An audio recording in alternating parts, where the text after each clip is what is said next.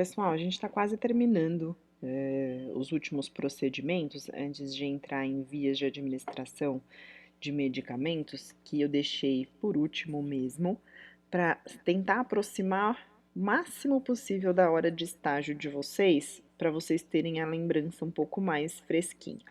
Então, aqui a gente vai ver dois procedimentos, basicamente, que são os dois últimos, vocês vão ter oportunidade de acompanhar lá no livro, antes de ver curativo e as vias de administração de medicamentos, tá? Essa tá lá na página 98, que é a tricotomia do paciente. O que é tricotomia? É o ato de remoção total ou parcial dos pelos na área a ser operada. Por que eu deixei aqui, sendo que a gente nem sabe se o paciente vai fazer uma cirurgia ou não? Porque todo o material que vocês forem procurar relacionados à tricotomia, dificilmente não estarão correlacionados a uma cirurgia. Então, normalmente na enfermagem, nós vamos ver o ato de realizar uma tricotomia quando o paciente vai operar.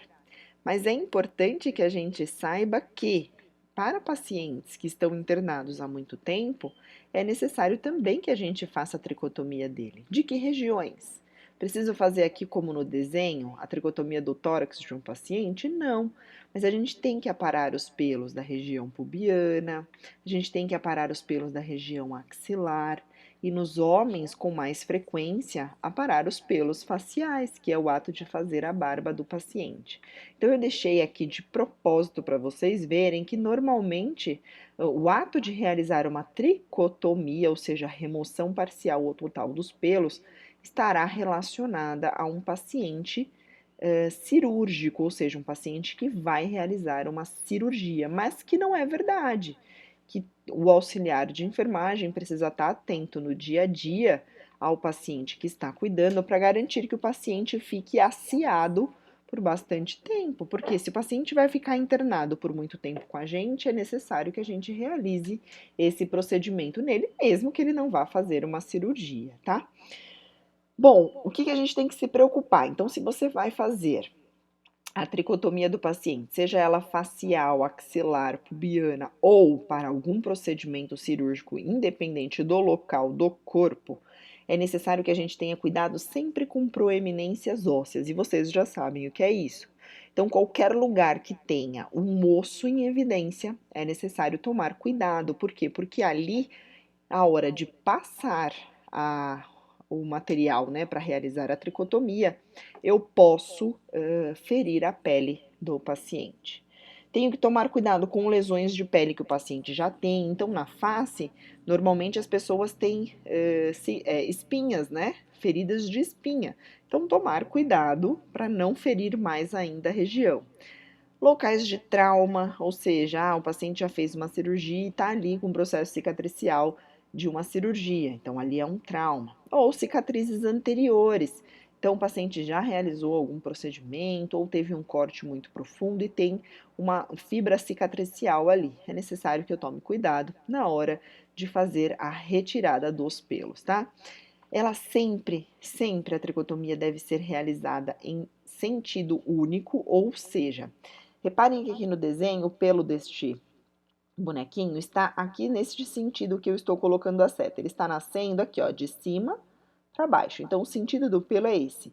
A gente nunca vai passar a lâmina de barbear no sentido oposto. Ela sempre vai ser passada assim, neste sentido. No sentido de nascimento do pelo, é assim que a gente chama. O que é isso? Eu vou retirar ela no sentido do nascimento do pelo. Pra gente que está acostumado a fazer em casa, eu sei que todo mundo faz o contrário. Por quê? Porque a gente quer que a pele fique bem lisinha. Então a gente faz sempre no sentido oposto ao pelo para garantir que saia completamente aquele pelo. Porém, isso causa microfissuras na nossa pele. E essas microfissuras em um paciente internado podem ser uma porta aberta para infecção. Então, por isso que dentro do hospital, mesmo que o pelo não fique muito rente, mesmo que a pele continue áspera, a gente vai fazer a tricotomia somente no sentido de nascimento do pelo. Por quê? Dessa forma, a gente protege o paciente, protege para que ele não tenha microlesões na pele e aí não seja mais um motivo de porta aberta para infecção. Então, tá aqui, ó, realizar em sentido único, a favor do crescimento do pelo, não deve ser utilizado soluções alcoólicas. Ah, vou aproveitar para fazer e aí eu quero higienizar, vou passar um pouco de álcool para garantir que o paciente não tenha nenhum tipo de infecção. Em momento algum a gente passa álcool direto na pele do paciente, tá? E se for necessário, na sequência pode ser feita uma degermação. O que significa esse nome? Uma lavagem com sabão, água e sabão. Neste caso de degermação específica, como é degermação, precisa ser utilizada uma solução degermante, ou seja, um frasquinho de clorexidina degermante, mas não. E isso é em um caso de procedimento cirúrgico, tá? Em um paciente que será operado. No caso de um paciente que só está sendo removido o pelo da barba, por exemplo, depois eu posso fazer a higienização com água e sabão para remoção, né, daqueles pelos que foram cortados com a lâmina. Eu vou deixar um videozinho para vocês verem na prática, tá? Como é que faz. Mas eu peço atenção a alguns pontos para vocês. Então, lembrar disso aqui, ó. Sempre realizar em sentido único, sempre a favor do crescimento do pelo, nunca utilizar álcool na pele. E mais um detalhe que não está descrito, mas eu vou falar para vocês. Este aparelho de barbear aqui, ó, que a gente chama de Presto Barba, ele é de uso individual. Gravem essa palavra. Ele é de uso individual, o que significa que o senhor José vai utilizar e ele não pode ser utilizado na Dona Maria, tá? Então, o do uso do seu José é do uso do seu José. Precisa ser de uso único? O que é isso, uso único? Eu uso uma vez e jogo fora? Não. Enquanto ele tiver corte, né? Porque aqui é feito de lâminas de corte, enquanto a lâmina tiver corte, pode ser utilizada. Mas ela é de uso individual, ou seja, somente aquele paciente vai poder utilizar. Então, eu utilizei no seu José, higienizo o aparelho, lavo, seco, identifico e deixo guardado no poder do senhor José, porque não pode ser utilizado na Dona Maria este mesmo aparelho, certo? Tem também o passo a passo lá na página 98 do livro, então eu vou pedir para vocês darem uma lida lá também para reforçar o que a gente falou aqui. Qualquer dúvida, a gente também tira durante as aulas. O próximo procedimento que a gente vai ver é relacionado às eliminações intestinais do paciente. E aí, veja, para a eliminação intestinal, primeiro é importante que a gente saiba quais são os tipos de fezes. Assim como a gente viu os tipos de urina, a gente também tem que ver quais são os tipos de fezes que o paciente pode ter. Bom, não os tipos, né? Os tipos de eliminações. Então vamos lá. Tá lá na página 99 para vocês acompanharem pelo livro também. E aí a gente precisa entender que o tipo de eliminação que o paciente pode ter só é espontânea. Seja ela por qualquer buraco, sempre será fezes espontâneas. Então, o que muda é o dispositivo. O paciente pode fazer em comadre, pode fazer na fralda, que eu não coloquei aqui, mas também é. Pode fazer no vaso sanitário, como está no desenho. Ou ele também pode fazer por aberturas artificiais no seu abdômen, que são chamadas de colostomias. Vocês já devem ter ouvido falar essa palavrinha e aí eu vou explicar bem para vocês o que é cada uma delas. Estas colostomias, elas ficam ligadas nesta bolsinha, como vocês estão vendo aqui, mas elas também são chamadas de fezes espontâneas. Por quê? Porque não precisou introduzir nenhuma sonda para retirar. É lógico que estas daqui não são fisiológicas, por quê? Porque o paciente necessitou de um procedimento cirúrgico para fazer uma abertura artificial. Esse é o nome de uma colostomia, abertura artificial. Mas, mesmo assim, o paciente ainda né, elimina sem dispositivos de sondas, tá? Então vamos lá, vamos entender um pouquinho sobre as colostomias. Preciso que vocês relembrem de toda a anatomia do intestino e lembrem que esse daqui, ó, esta porção que nós estamos vendo aqui de intestino é o intestino grosso, Ou seja, no intestino grosso, lembrando lá da fisiologia do nosso organismo, é no intestino grosso que já começa a formação das fezes do paciente. Então, depois que percorre todo o intestino delgado, o bolo alimentar, depois que ele percorreu todo o intestino delgado e já foram absorvidos todos os nutrientes daquele bolo alimentar, ele começa a se transformar em bolo fecal no intestino grosso. E aí, aqui, ele só vai ter absorção de água. No intestino grosso só é possível absorver água, não se absorve mais nutrientes. Então, aqui, na primeira porção do intestino grosso, que é o cólon ascendente, que vocês estão vendo eu fazer aqui com a seta, ainda existe bolo fecal com muita quantidade de água. Então, a característica das fezes aqui é bem líquida. Já aqui, ó, no cólon transverso, ela já começa a ficar mais pastosa, sair da forma líquida e tomar um pouco mais de corpo, né? Esse bolo fecal começa a ficar mais pastoso, mas ainda assim é uma característica um pouco mais líquida do que no trato final. Já aqui, indo pelo cólon descendente, desculpa. Aqui indo pelo cólon descendente, seguindo o caminho fisiológico, as fezes, né, ou seja, o bolo fecal, ele já perde a característica pastosa e começa a ficar já com a característica de fezes normais, que é que são fezes mais endurecidas, né? Mais firmes, com consistência mais firme e coloração um pouco mais característica mesmo. Então, por que a gente tem que saber isso? Porque tá vendo esses desenhos aqui que foram colocados, esses buraquinhos? Em qualquer uma destas porções do intestino é possível o médico realizar uma colostomia. E o que vai mudar de uma para outra, para nós da enfermagem, é a observação da característica das fezes que saem por ali. Então, bom, vamos fazer aqui primeiro a divisão do abdômen para a gente entender. Se eu tenho uma colostomia no paciente e está aqui do lado direito do abdômen dele, do lado direito, significa que eu tenho uma colostomia em cólon ascendente. E aqui é possível que eu espere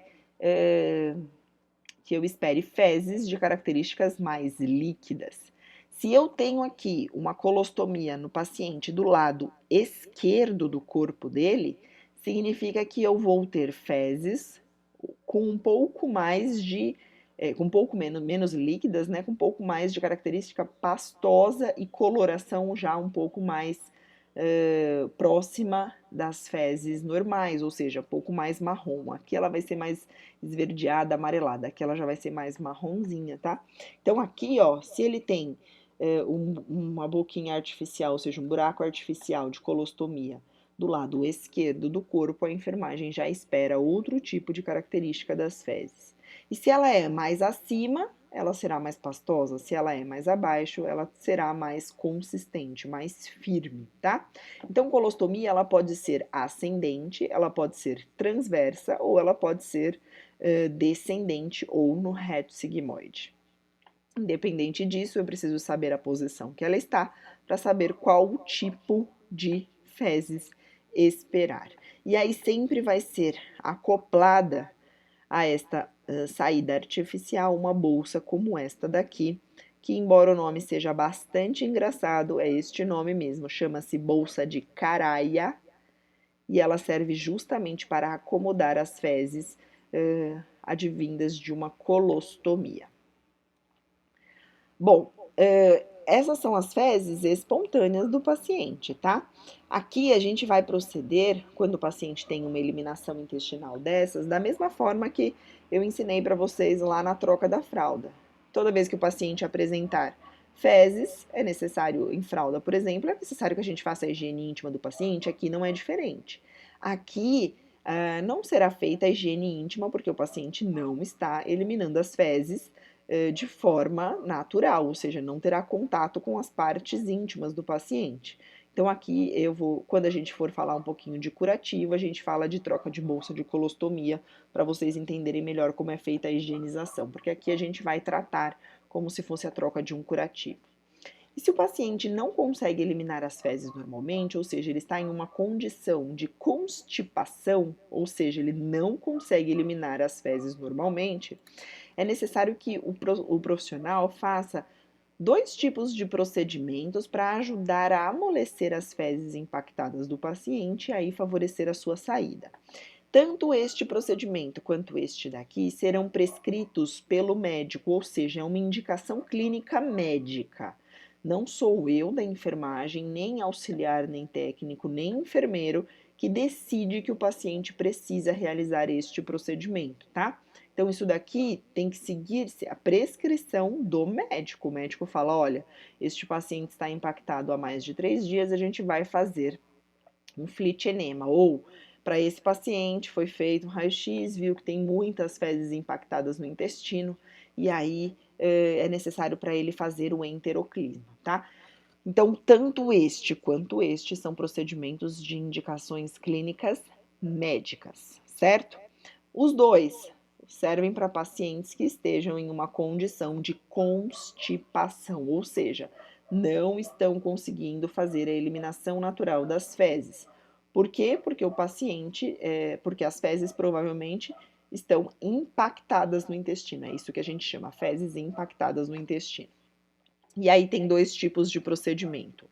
Ou o médico vai prescrever um clister barra flit enema, quer dizer a mesma coisa, ou o médico vai indicar que o paciente faça um enteroclisma. Bom, qual é a diferença entre um e outro? Vejam, aqui é colocada uma pequena quantidade de solução glicerinada, que é esse o tipo de medicamento colocado, e esta solução glicerinada, ela vem em pequena quantidade. Quando a gente for fazer a técnica, ela vai ser introduzida de uma vez só. Então, todo este conteúdo que estiver aqui dentro vai ser colocado de uma vez só no intestino do paciente.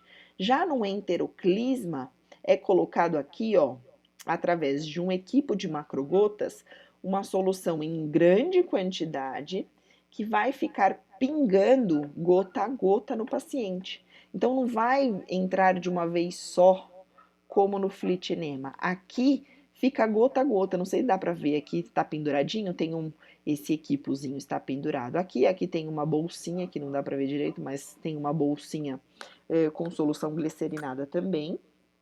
E aí essa bolsinha conecta esse equipo e este equipo é conectado a uma sonda que está no canal anal do paciente.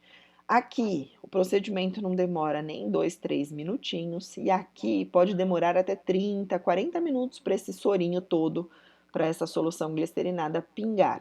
Qual é a diferença então entre um e outro? Neste caso do clister, provavelmente o paciente está com poucas fezes impactadas. E aí, somente esta pequena quantidade de solução glicerinada já é suficiente para amolecer estas fezes. Aqui, provavelmente esse paciente está com muitas fezes impactadas há muito mais tempo.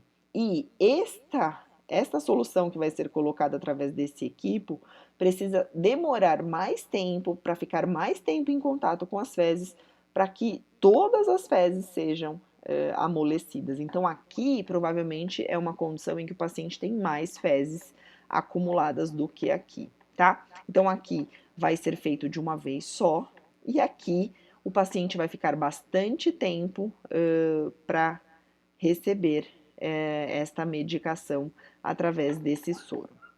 Para vocês verem o passo a passo de cada um deles, além do passo a passo no livro lá na página 99, que fala sobre a lavagem intestinal, eu deixei um vídeo que vai mostrar exatamente como é feito um e como é feito o outro. Lá no estágio, vocês também vão ter a oportunidade de participar junto com o professor para ver.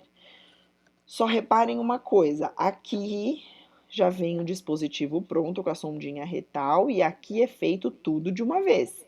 Aqui não, é um procedimento mais demorado que fica gota a gota caindo a solução no canal intestinal do paciente.